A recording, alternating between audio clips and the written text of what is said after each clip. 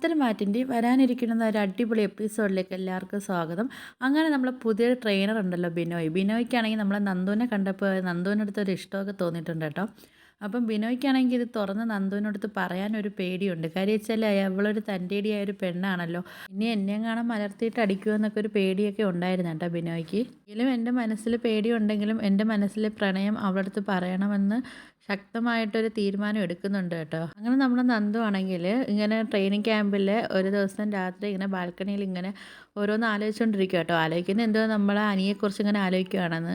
അനിയെക്കുറിച്ച് ആലോചിക്കുമ്പോഴത്തേക്ക് ഓരോ ദിവസവും അവനുമായിട്ടുള്ള ഓരോ ദിവസവും എന്തോ നല്ല രസമായിരുന്നു എന്നൊക്കെ ഇങ്ങനെ ആലോചിക്കുക കേട്ടോ. ഞാൻ ക്യാമ്പിലേക്ക് വന്നപ്പോൾ അവനെ എനിക്ക് വല്ലാതെ മിസ് ചെയ്യുന്നുണ്ട്. പക്ഷേ എന്ത് ചെയ്യാനാ, അവനെ ഒന്ന് വിളിക്കാമെന്ന് വെച്ചാൽ അതും നടക്കത്തില്ലല്ലോ. വിളിച്ചു കഴിഞ്ഞാൽ പിന്നെ ഇനി അത് ഞാനൊരു ഫ്രണ്ട്ഷിപ്പിൻ്റെ പേരിൽ വിളിക്കുകയാണ്. പക്ഷേ മറ്റുള്ളവർ അതൊരു തെറ്റിദ്ധാരണയായിട്ട് എടുക്കുമല്ലോ. പിന്നെ അവനും വിചാരിക്കും ഞാൻ ഒരു പ്രണയമായിട്ട് വിളിക്കുകയാണെന്ന് വിചാരിക്കും. പിന്നെ അത് പിന്നെ അനാമിക പിന്നെ അതും കൂടുതൽ പ്രശ്നം ഉണ്ടാക്കി എടുക്കും. അങ്ങനെയൊക്കെ നമ്മൾ നന്ദു ഓരോന്നിങ്ങനെ ചിന്തിച്ചിങ്ങനെ മുഴുകി നിൽക്കുന്ന സമയത്താണ് നമ്മൾ ആ ബിനോയ് ഇങ്ങനെ പിന്നിലൂടെയൊക്കെ വരുന്നത് കേട്ടോ. അങ്ങനെ നമ്മൾ ബിനോയ് ഇങ്ങനെ നന്ദനയുടെ പിന്നിലൂടെ വന്നിട്ട് ഇങ്ങനെ നന്ദനാന്ന് വിളിക്കും കേട്ടോ. വിളിച്ചിട്ട് ഇങ്ങനെ ചോദിക്കും, ഹലോ എന്താ ഇങ്ങനെ ആലോചിച്ച് നിൽക്കുന്നത്, വീട്ടിലെ കാര്യങ്ങളൊക്കെ ആലോചിക്കുകയാണോ, അല്ല വീട്ടിലോട്ടൊക്കെ പോകാനൊക്കെ തോന്നുന്നുണ്ടോ, അല്ലെങ്കിൽ നിങ്ങൾ പെൺകുട്ടികൾക്ക് പിന്നെ വീട്ടുകാരുമൊക്കെ ആയിട്ട് ഒരു പ്രത്യേക അറ്റാച്ച്മെൻറ്റും കാര്യങ്ങളൊക്കെ ആണല്ലോ എന്നിങ്ങനെ പറയുകയാണേ. എന്നിട്ട് പറയും, ഡോ പെൺകുട്ടികൾക്ക് മാത്രമല്ല ഞങ്ങൾ ആൺകുട്ടികൾക്കും അങ്ങനെ തന്നെയാണ്, വീട്ടിൽ നിന്നും വിട്ടിൽ നിൽക്കുമ്പോൾ എന്തോ ഒരു ടെൻഷൻ കണക്കാണ് നമ്മളെ ഉള്ളിലെന്നൊക്കെ ഇങ്ങനെ പറയുക.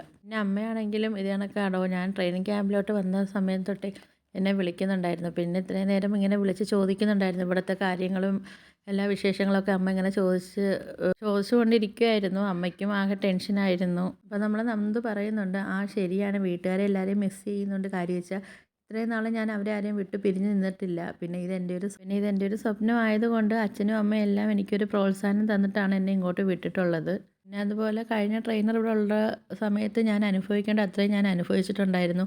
പിന്നെ എനിക്ക് എങ്ങനെയെങ്കിലും തിരിച്ച് വീട്ടിൽ പോകണമെന്നൊക്കെ ഇങ്ങനെ ആലോചിച്ചിട്ടുണ്ടായിരുന്നു. പിന്നെ ഞാൻ പോയി കഴിഞ്ഞാൽ എൻ്റെ സ്വപ്നവും എൻ്റെ അച്ഛൻ്റെ സ്വപ്നവും എല്ലാം നഷ്ടമാകും. ഞാൻ എങ്ങനെയെങ്കിലും ഇതിനകത്ത് നിന്ന് രക്ഷപ്പെട്ട് ഒരു SI ആയാലേ എൻ്റെ അച്ഛനും ഒരു സമാധാനം ആവത്തുള്ളൂ. എങ്കിലേ അച്ഛന് വെറുതെ ഇരിക്കാൻ പറ്റത്തുള്ളൂ. കാരണം ഞങ്ങൾക്ക് വേണ്ടി അച്ഛൻ ഒരുപാട് നാൾ കൊണ്ട് അച്ഛൻ കഷ്ടപ്പെടുന്നുണ്ടെന്നൊക്കെ ഇങ്ങനെ നമ്മളെ നന്ദു ഇങ്ങനെ ബിനോയുടെ അടുത്ത് പറയുമ്പോൾ, പക്ഷെ നമ്മളെ ബിനോയുടെ ശ്രദ്ധയൊന്നും അതിനകത്തല്ല. ബിനോയ്ക്ക് എങ്ങനെയെങ്കിലും ബിനോയുടെ ഒരു ഇഷ്ടം നമ്മളെ നന്ദുവിൻ്റെ അടുത്ത് പറയണം. ആ ഒരു ശ്രദ്ധ മാത്രമേ ബിനോയ്ക്കുള്ളായിരുന്നു. അങ്ങനെ നമ്മളെ നന്ദുവിൻ്റെ അടുത്ത് ചോദിക്കുന്നുണ്ട്, ഇത്രയും കാലമായിട്ട് തനിക്ക് വിവാഹ ആലോചനകളൊന്നും വന്നിട്ടില്ലേ എന്നിങ്ങനെ ചോദിക്കുന്നുണ്ട് കേട്ടോ. ആ സമയത്ത് നമ്മളെ നന്ദുവിൻ്റെ മുഖം അങ്ങ് വാടി ഒരു ടെൻഷൻ അടിച്ച കണക്കായിരുന്നു കേട്ടോ. അപ്പോൾ നമ്മൾ ബിനോയ് ചോദിക്കുന്നുണ്ടല്ലോ എന്താ പറ്റി, ഞാൻ ആ കാര്യം ചോദിച്ചപ്പോഴത്തേക്ക് എൻ്റെ മുഖം വാടിയത് ഞാൻ ശ്രദ്ധിച്ചല്ലോ എന്നൊക്കെ ചോദിക്കുമ്പോൾ നന്ദു പറയും, ഒന്നുമില്ല. അപ്പോൾ നന്ദു പറയുന്നുണ്ട്, ഒന്നുമില്ല, ഞാൻ വീട്ടിലെ കാര്യങ്ങൾ ആലോചിച്ചാണെന്ന് പറയും. അപ്പോഴത്തേക്ക് വിനോദ് പറയും, വീട്ടിലെ കാര്യമൊന്നുമല്ല, ഞാൻ കല്യാണക്കാര്യം ചോദിച്ചപ്പോഴാണല്ലോ എൻ്റെ മുഖം വാടിയതെന്ന് പറയുവേ. ആ സമയത്ത് നമ്മൾ ട്രെയിനറാണെങ്കിൽ ടെൻഷനോടെ ചോദിക്കുന്നുണ്ട്, എന്താ പറ്റി, തനിക്ക് പ്രണയം വല്ലതും ഉണ്ടായിരുന്നെന്ന് ചോദിച്ചപ്പോഴത്തേക്ക് നന്ദു പറയുന്നുണ്ട്, ആ പ്രണയം ഉണ്ടായിരുന്നോ എന്ന് ചോദിച്ചാൽ ഉണ്ടായിരുന്നു, പക്ഷേ ഞാനത് പ്രണയിക്കാൻ പാടില്ലാത്ത ഒരാളെ ആയിപ്പോയി ഞാൻ പ്രണയിച്ചതെന്ന് പറയേ.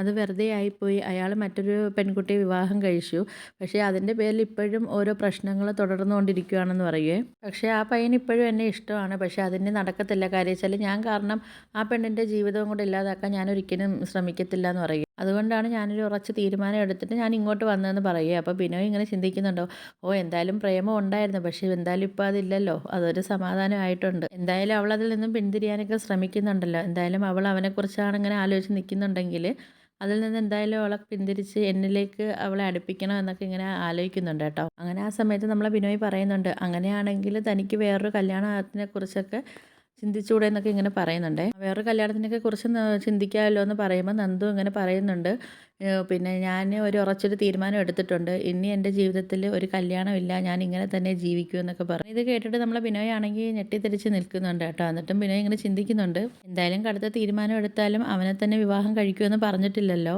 എന്തായാലും ഞാൻ ഇവളെ മനസ്സ് മാറ്റിയെടുക്കുമെന്നൊക്കെ ഇങ്ങനെ ബിനോയ് ഇങ്ങനെ ചിന്തിക്കുന്നുണ്ട്.